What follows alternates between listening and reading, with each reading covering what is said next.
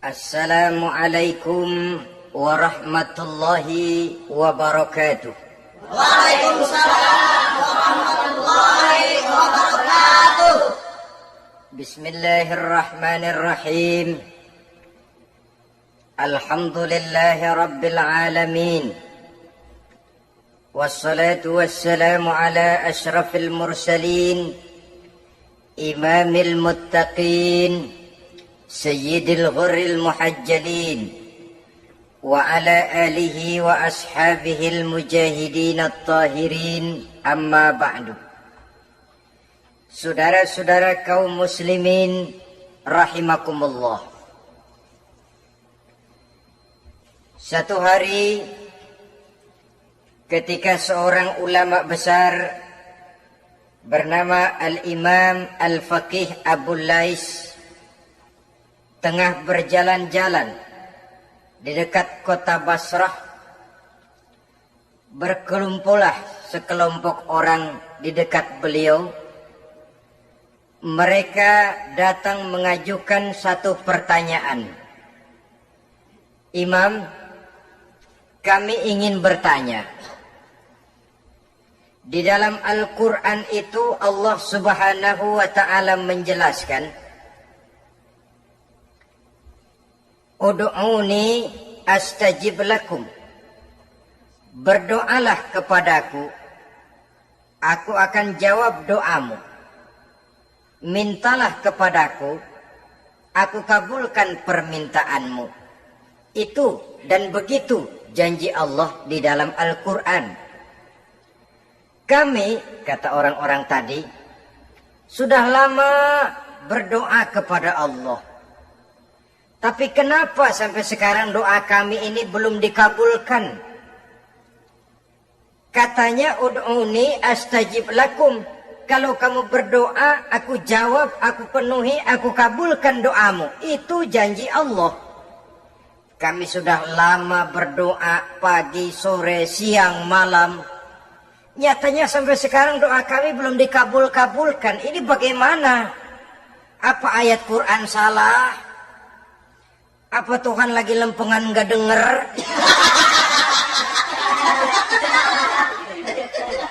Apa doa kami yang terbalik? Kelihatannya sepele saja ini. Doa tidak didengar oleh Allah. Permohonan tidak dijawab, tidak dikabulkan oleh Allah. Tapi sebenarnya kalau kita mau merenung, kemalangan apa yang paling besar dalam kehidupan ini? Selain daripada kalau permohonan dan doa kita sudah tidak dihiraukan oleh Allah. Artinya hidup sudah tidak diopeni oleh Allah. Jangankan Allah, saudara-saudara. Kita nggak diopeni sama mertua saja bingung. Ini mertua diem aja, kalau saya salah apa salahnya, kalau ada yang dikepengenin apa kepengenannya, boyak ngomong kenapa diem begitu. Ini tidak diopeni oleh Allah. Kemalangan apa yang lebih malang selain daripada kalau doa sudah tidak didengar oleh Allah. Itu sudah kemalangan yang paling malang, lebih malang dari kota Malang saya kira.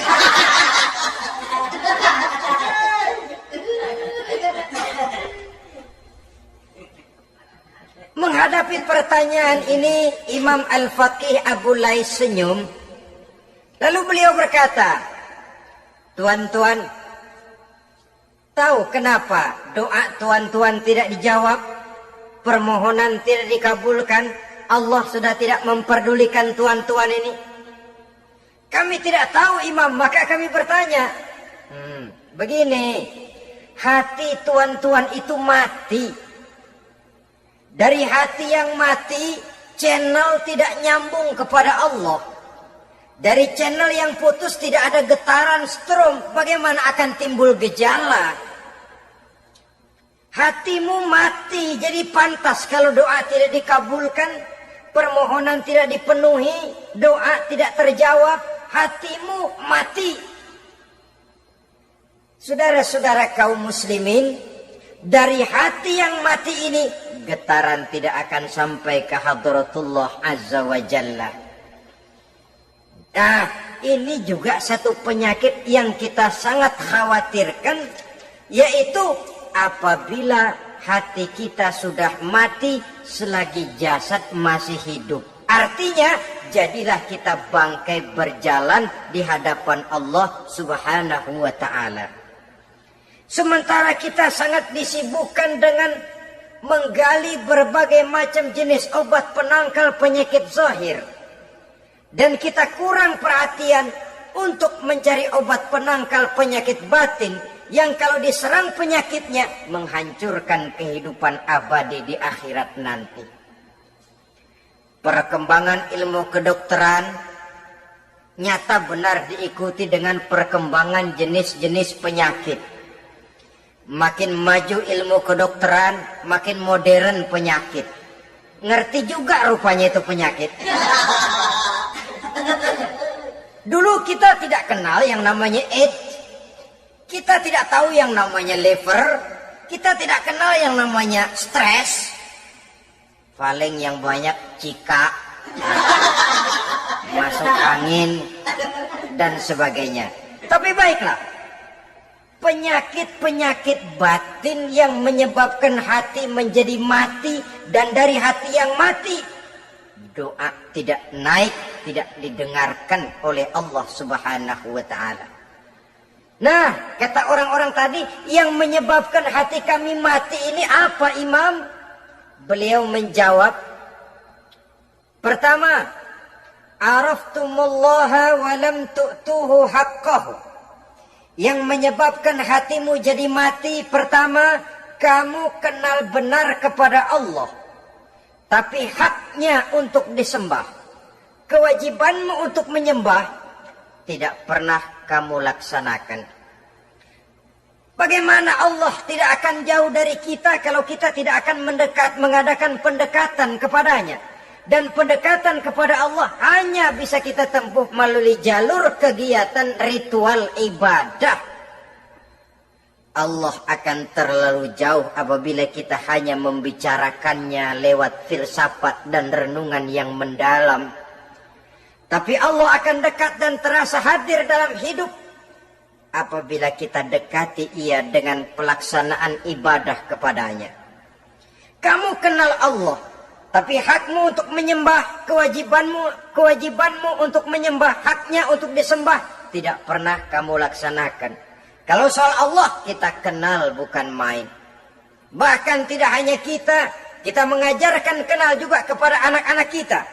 Kalau ditanya siapa pencipta matahari, bulan dan bintang, Allah. Siapa pencipta lautan, gunung, hutan belantara dan sungai-sungai, Allah. Siapa pencipta bumi, matahari dan sebagainya, Allah. Sembahyang apa enggak? Bagaimana nanti?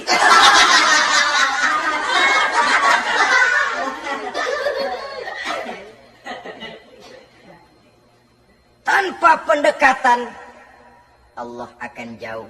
Apabila Allah jauh, maka doa tidak akan didengarkan olehnya. Oleh sebab itu, logika mengajarkan kepada kita, berpayahlah dulu, wa mal ladzatu illa ba'da ta'ab. Innama al-usri yusra.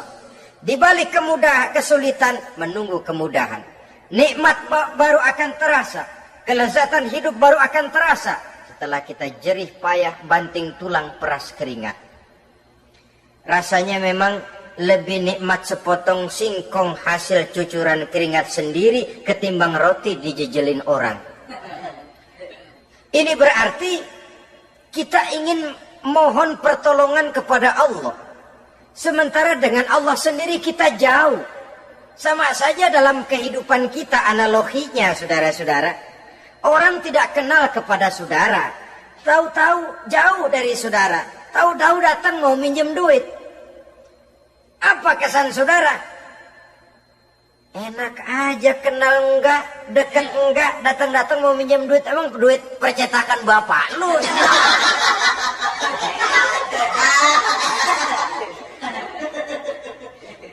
Sedangkan yang kita kenal, sedangkan yang kita bertemu tiap hari, Sedangkan yang sering datang ke tempat kita, kalau satu saat dia pinjam duit, toh kita kadang-kadang masih mikir.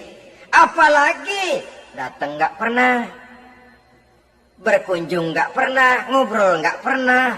Apalagi kenal juga nggak pernah, datang-datang mau minta. Macam apa? Datang nemuin Tuhan setahun 2 kali. Idul Fitri, doang Idul Adha. Doa cerewet banget. Apa aja diminta. Saudara hadirin, bagaimana doa akan kabul, permohonan akan dijawab? Jikalau kita jauh dari Allah, kita kenal Allah, haknya untuk disembah, kewajibannya untuk menyembah, tidak pernah kita laksanakan. Itu yang menyebabkan hati kita lalu menjadi mati.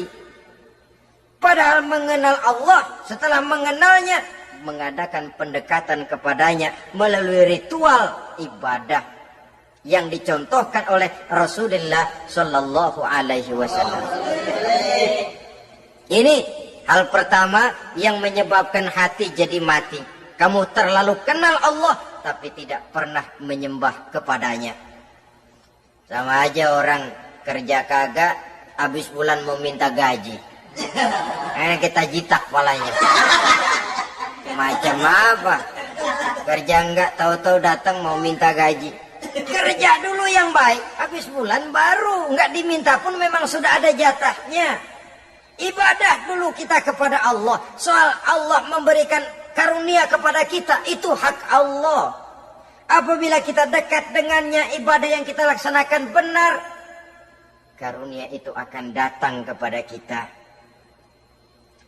Saudara-saudara, yang kedua yang menyebabkan hati jadi mati, qara'tumul Qur'an walam ta'malu bih. Kamu baca Al-Qur'an tapi ajarannya tidak pernah kamu amalkan. Kamu baca Quran, tapi isinya kamu injak-injak.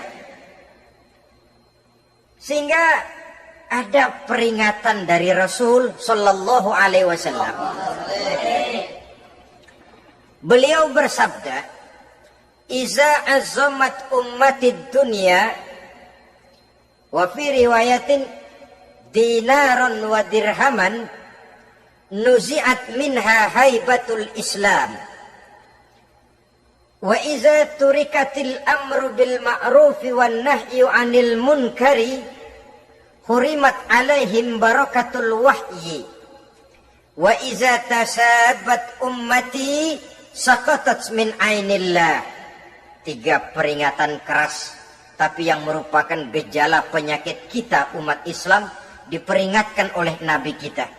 Pertama, iza azamat ummatid dunya. Apabila umatku telah terlalu mengagung-agungkan dunia, apabila umatku telah jatuh menjadi umat yang materialistis, segalanya diukur dari sudut keduniaan saja, nuzi'at minha haibatul Islam, maka akan dicabutlah dari mereka kehebatan agama Islam. Hilang kehebatan Islam apabila kita jatuh menjadi umat pengagung dunia, penyembah materi. Nilai kita, keberadaan kita tidak dihargai orang lain. Orang memandang kita remeh saja. Orang Islam gak ada apa-apanya, bayar aja. Bisa dibeli, bisa diatur, bisa dikerjain, garap saja. Nuzi'at minha haibatul Islam, hilang dari mereka kehebatan Islam ini. Kenapa? Mereka telah mengagungkan dunia dan menjadikannya sebagai tujuan. Padahal dunia cuma alat, materi cuma alat, harta cuma alat. Yang kedua, wa iza turikatil amru bil ma'rufi wan nahyu 'anil munkari, hurimat 'alaihim barakatul wahyi.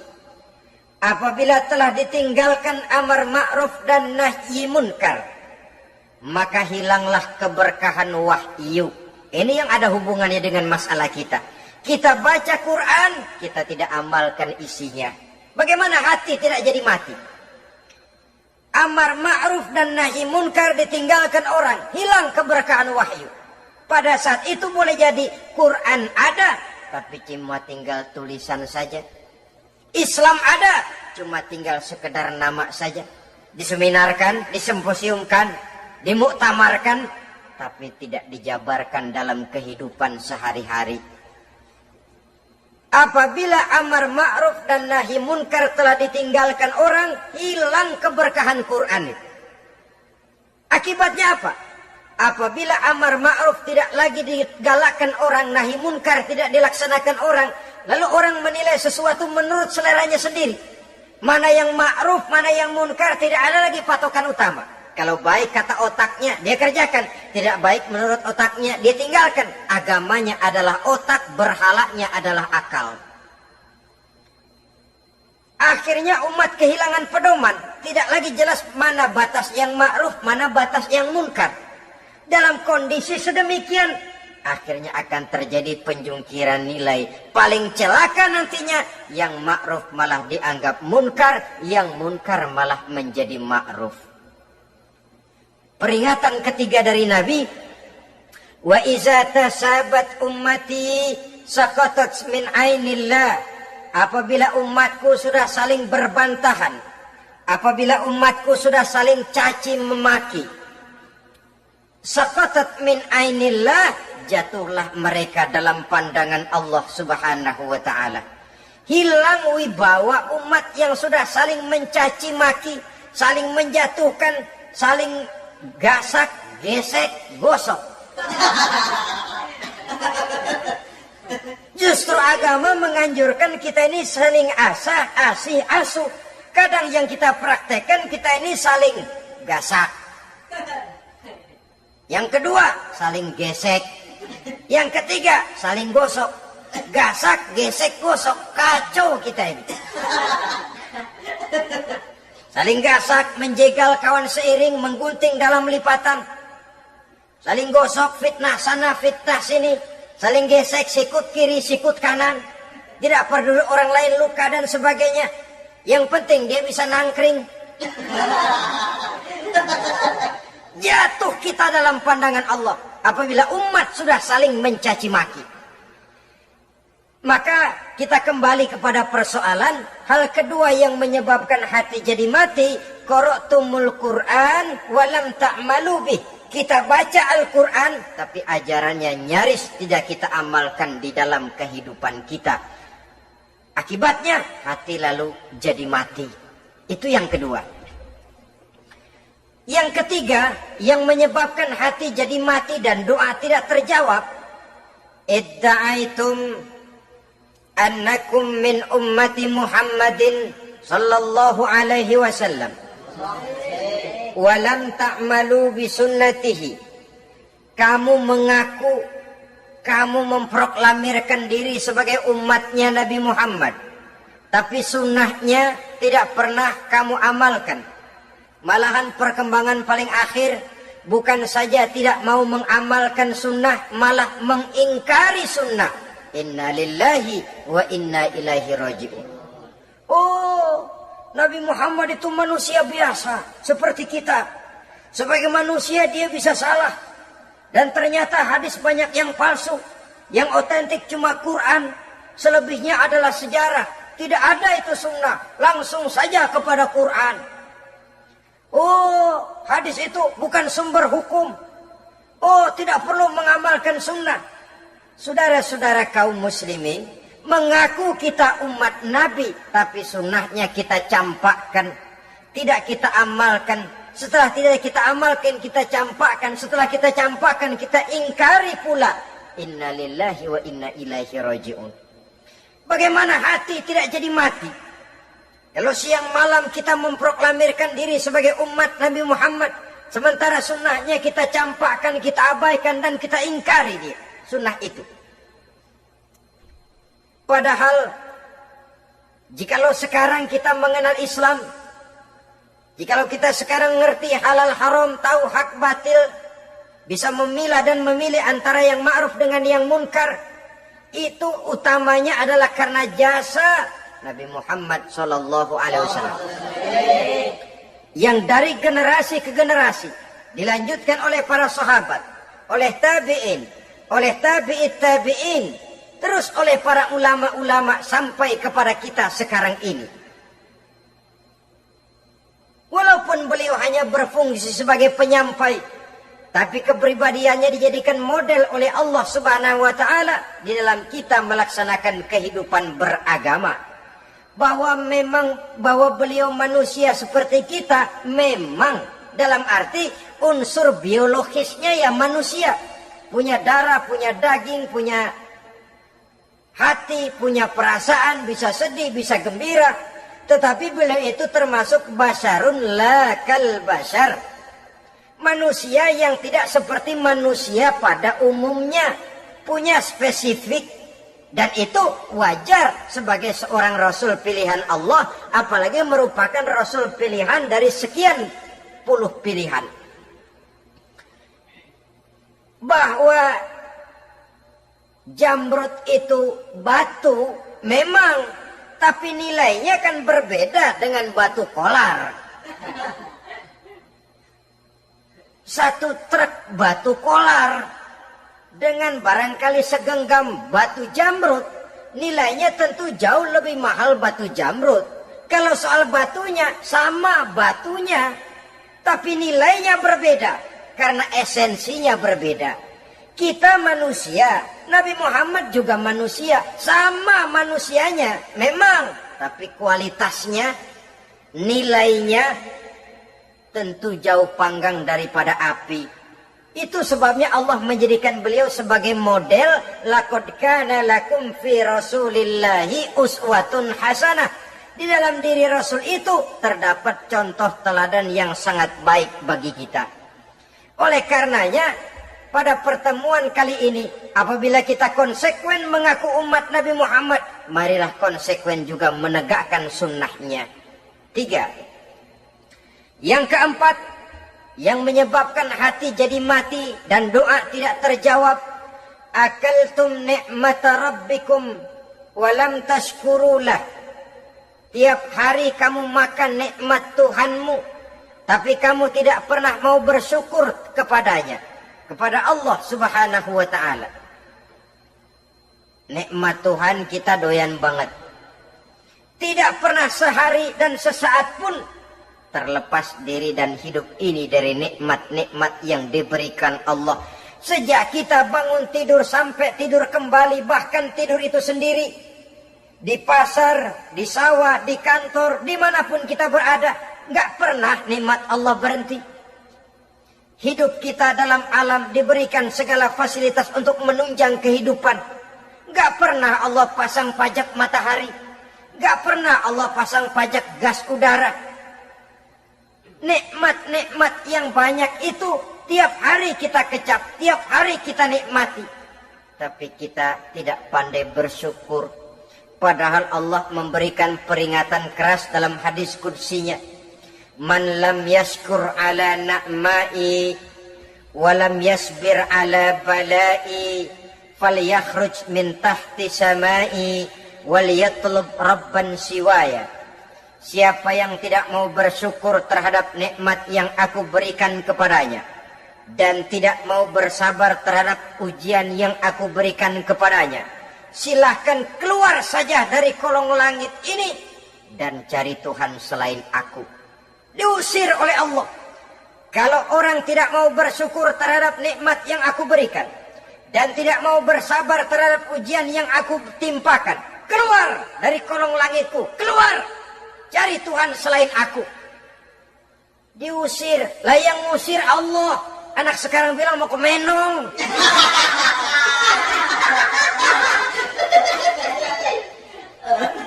Kalau diusir kita dari Jakarta, masih bisa pindah ke Bandung. Diusir kita dari Bandung, bisa pindah ke Jogja, Solo. Diusir kita dari Indonesia, bisa pindah ke Singapura, Malaysia. Diusir dari kolong langit, mau cari langit mana lagi? Kalau kau tidak mau mensyukuri nikmatku, tidak sabar terhadap ujian yang aku berikan kepadamu, keluar saja, keluar dari kolong langitku ini, cari Tuhan selain aku. Kalau istilah kita mah Tuhan, jengkel banget udah itu. Nikmatku, yang nikmat yang aku berikan kau makan. tapi kepadaku engkau tidak pernah mau bersyukur. Saudara-saudara kaum muslimin rahimakumullah, wajar. Kita dulunya tidak ada, sekarang ada, nikmat. Susunan biologis manusiawi kita demikian cantik, nikmat. Tinggal di bumi, fasilitas yang kita perlukan disediakan, tinggal kita kemampuan kita mengelolanya. Nikmat. Diberikan kita otak yang membedakan kita dengan binatang, nikmat. Diberikan kita agama, diutus para rasul untuk jadi model dalam kehidupan kita, nikmat. Kalau cara kita emang kurang apa sih? Apa yang kurang, hei manusia? Engkau tidak ada, aku adakan.